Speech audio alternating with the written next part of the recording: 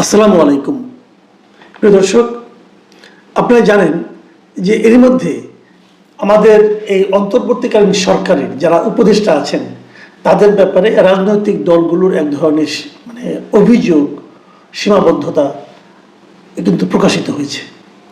প্রত্যেকটা রাজনৈতিক দল যারা এর মধ্যে গত 2 দিনে ডক্টর মোহাম্মদ ইউনূসের সঙ্গে দেখা করেছেন, বিশেষ করে যে 3টা দল দেখা করেছেন তাদের মধ্যে 2টো দল বিএনপি এবং জামায়াতে ইসলামী ডক্টর ইউনূসকে সরাসরি বলে এসেছেন যে কয়েকজন উপদেষ্টাকে সরাতে হবে।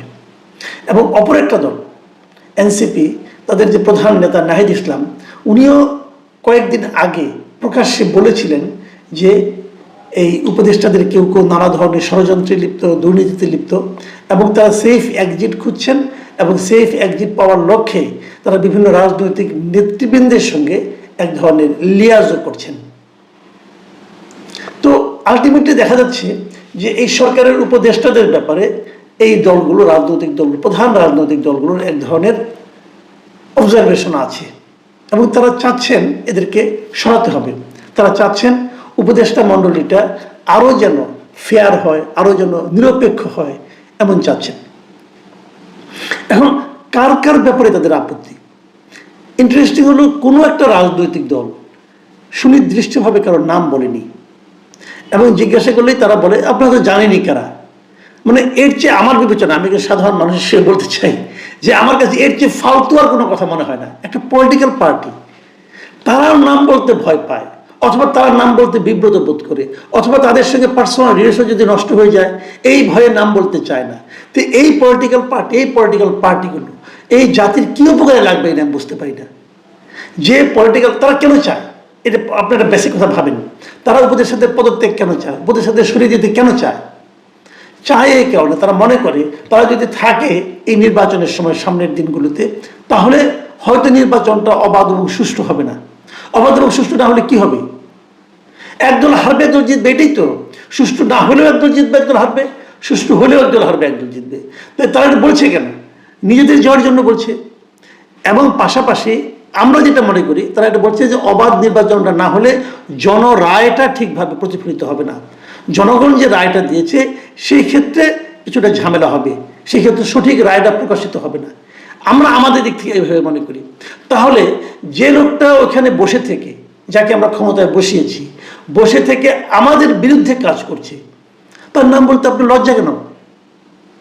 তার মানে তার সঙ্গে আপনারও একটা লিয়াজ আছে। অথবা আপনারা এই ধরনের কথা বলে সেই উপদেষ্টাদেরকে, সেই দুর্নীতিপরায়ণ অথবা পক্ষপাত দুষ্ট উপদেষ্টাদেরকে আপনারা একভাবে আহ্বান জানাচ্ছেন যে আপনাদের বিরুদ্ধে কিন্তু অভিযোগ করবো যদি আপনারা আমাদের সঙ্গে লিয়াজও না করেন। এটা কি? এই সন্দেহটা কিন্তু আমার থাকবে। দেখুন, আরেকটা বিষয়, যে অনেকে বলছে এরা দুর্নীতি করছে। যদি দুর্নীতিও করে, সেই দুর্নীতির অভিযোগটাও তো আপনাকে স্পষ্ট করে বলতে হবে। আমরা অনেক দুর্নীতির খবর আমাদের কাছে আসে, আমরা জানি, কিন্তু আমরা তো রাজনৈতিক নেতা না, আমরা তো আর এটা নিয়ে কোনো আন্দোলনে যাচ্ছি না। আমি সাংবাদিক হিসেবে গেলে আমি ইনফর্ম করতে পারি, জানাতে পারি। তো আমরা অনেক কিছু জানি এবং সেগুলো কিন্তু আমি বলি, এর বিরুদ্ধে এটা আসছে, এর বিরুদ্ধে এটা আসছে। যেমন ধরেন, এই মুহূর্তে 2জন উপদেষ্টার নাম সবচেয়ে বেশি জোরে সোরে আসছে। সেটা 2জন ছাত্র উপদেষ্টা, মাহফুজ আলম এবং আসিফ মাহমুদ সজীব ভুঁইয়া। মাহফুজ আলম একটা কম, মাহফুজ আলমের সর্বশেষ একটা অপকর্ম করেছেন, সেটা হলো 2টা টেলিভিশনের লাইসেন্স দিয়েছেন। কথা ছিল যে আমাদের যে সংস্কার কমিশনগুলো হয়েছিল, গণমাধ্যম সংস্কার একটা কমিশন হয়েছিল, তারা বলেছিল এটা যে প্রক্রিয়া দেওয়া যাবে, তারা প্রস্তাব দিয়েছিল, সেই প্রস্তাব না করে উনি আগের পদ্ধতিতে, আগের স্বৈরাচারী সরকার বলেন, ফ্যাসিস্ট সরকার বলেন, তারা যে পদ্ধতিতে লাইসেন্স দিত ঠিক সেই একই পদ্ধতিতে 2টা টেলিভিশন লাইসেন্স দিয়েছে। এবং যাদেরকে দিয়েছে, খুব হাস্যকর হলো, তারা খুবই জুনিয়র লেভেলের 2জন সাংবাদিক, তাদের নামে লাইসেন্স দেওয়া হয়েছে। একটা টেলিভিশন চালাতে গেলে কত টাকা লাগে, সেই টেলিভিশনের অর্থনৈতিক সেই সক্ষমতা আছে কিনা। কারণ আপনি একটা টেলিভিশন চাইলে একজনকে দিলেন, সে 500 জন লোককে নিয়োগ দিল, নিয়োগ দিয়ে কাউকে বেতন দিল না, একটা ভয়াবহ অবস্থা তৈরি হবে। কিন্তু সেই সক্ষমতা তারা আছে কিনা দেখতে তো হবে। এই লোকগুলি নিজেরাই আগে ঢাকা শহরে থাকতে পারতো না, তাদেরকে দিয়েছে। তার মানে হলো যে এরা আসলে সামনে আছে, পেছনে আছে ধনাঢ্য কোনো ব্যবসায়িক প্রতিষ্ঠান। যে ব্যবসায়িক প্রতিষ্ঠানকে দিতেন, তাহলে ওদেরকে দিলেন কেন? ওরা কি খুব বড় সাংবাদিক? তাও তো নয়। এটা নিয়ে কিন্তু প্রশ্ন উঠেছিল, বিভিন্ন পত্রপত্রিকায় এটা প্রশ্ন উঠেছিল। শুনলাম উনি খুব গোসা করেছেন, একজন আমাকে বললেন যে উনি নাকি খুবই গোসা করেছেন, কেন উনি তথ্য মন্ত্রণালয়ের এত বড় একজন পাওয়ারফুল মন্ত্রী, কেন পত্রিকাগুলি ওনাকে নিয়ে লিখলো, ওনার কার্যক্রম নিয়ে প্রশ্ন তুললো। শুনেছি, দেখা যাক। তবে তার নমুনাও দেখছি। তার নমুনাটা কি দেখি সেটা বলি। যে পত্রিকায় প্রথম এই রিপোর্টটা হয়েছিল ওনার টেলিভিশন দেওয়া নিয়ে, সেটা হলো প্রথম আলো। এবং আমি জেনেছি যে প্রথম আলোর উপরে খুব মন খারাপ, এবং হয়তো কিছু বলা বলি হয়েছে কিনা আমি বলতে পারবো না। তবে আজকে সেই প্রথম আলোতেই আমি আরেকটা রিপোর্ট দেখছি, এবং মনে হচ্ছে যে প্রথম আলো বোধ হয় ওনার গোস্বার বিপরীতে কিছু একটা করতে যাচ্ছে। প্রথম আলো আজকে যে রিপোর্টটা হয়েছে সেই রিপোর্টের শিরোনাম হলো 2 উপদেষ্টাকে পদত্যাগ করতে বলা হয়েছিল।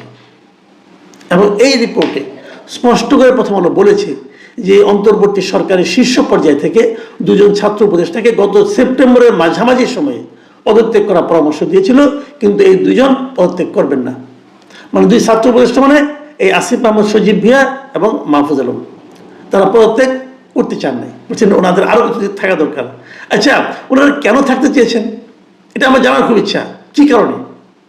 মানে ওনারা কি মনে করেছেন যে ওনারা আরো কিছুদিন থাকলে পরে এই দেশের এমন অসাধারণ কোনো কাজ ওনারা করে ফেলবেন যেটা নাকি ওনারা না থাকলে আর কেউ করতে পারবে না? এটা কি মানে কারণটা কি? এই যে আরো কিছুদিন থাকতে চাওয়া, এর পেছনে ওনাদের অসাধারণ দেশপ্রেম কাজ করেছে নাকি ব্যক্তি স্বার্থ কাজ করেছে, কোনটা? নাকি তারা চেয়েছেন এর মধ্যে আরো কিছু কামাই টামাই করা যায় কিনা, আরো কয়েকটা ফাইল সিগনেচার করা যায় কিনা, এই জন্য? এই যে থাকার জন্য যে গো ধরা, একটা অন্তর্বর্তী সরকার, আপনার তো তেমন কোনো দায়িত্ব নাই।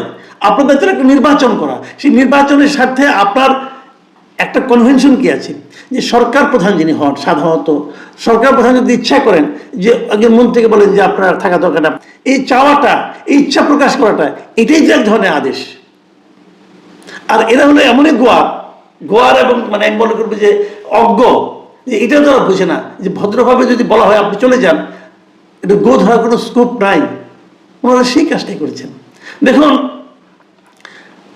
এরা কি আগামীতে নির্বাচনে অংশ নেবে? যদি তারা নির্বাচনে অংশ নেয় তাহলে এই সরকারটাকে আপনি নিরপেক্ষ সরকার বলবেন কিভাবে? অবশ্য জানা গেছে যে মাহফুজ আলম নাকি নির্বাচনে অংশ নিতে আগ্রহী না, কিন্তু আসিফ মাহমুদ যে আগ্রহী নির্বাচনে অংশ নিতে, এটা তো সবাই জানে।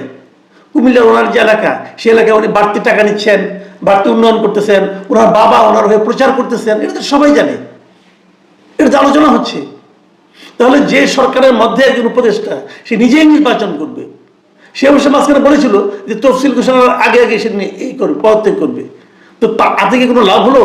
সে তো তফসিল ঘোষণার আগে আগে সমস্ত আখের গুছিয়ে নিল এবং এলাকায় তার প্রচারণা সে চালিয়ে গেল। তাহলে নিরপেক্ষ সরকার থাকলো কি করে? এই জিনিসটা কিন্তু আমার কাছে একেবারে ক্লিয়ার না।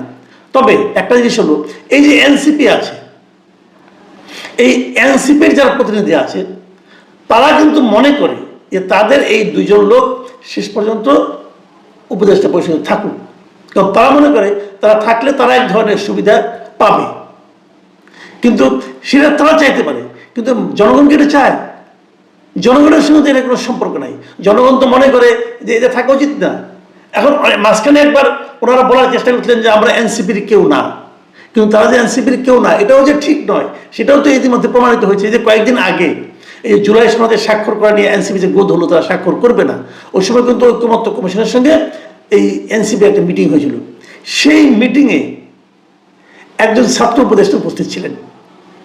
কেন ছিলেন? উনি কার পক্ষে কাজ করেছেন? উনি ঐক্যমত্য কমিশনের প্রতিনিধি নাকি উনি এনসিপির প্রতিনিধি? এখানে তো সরকারের কোনো ভূমিকা নাই, ঐক্যমত্য কমিশন এবং রাজনৈতিক দলগুলো, তো মাঝখানে উনি কেন থাকলেন? এবং জানা গেছে ওই সময় উনি নাকি এনসিপির পক্ষে কথা বলেছেন। তাহলে মূল বিষয়টা কি দাঁড়ালো? যে একটা রাজনৈতিক দলের প্রতিনিধি এখানে আছেন। অবশ্য এনসিপির পক্ষ থেকে যুক্তি আছে, যে যুক্তিটা নাকি এনসিপি কয়েকদিন আগে